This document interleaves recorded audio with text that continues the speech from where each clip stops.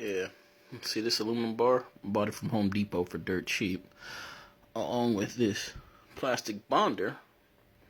Because I ended up, a couple screws. All this stuff from Home Depot. Drilled a hole all the way through because you see, this plastic piece on a 300ZX twin turbo or silicone piece tends to break over time.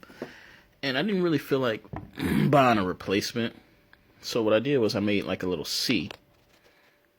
And with that being that way, alright, let's see.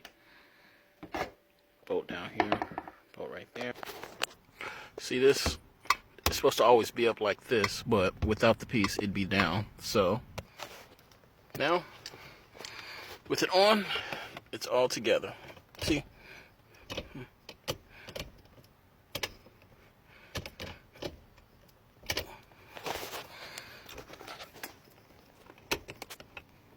Nice, solid piece.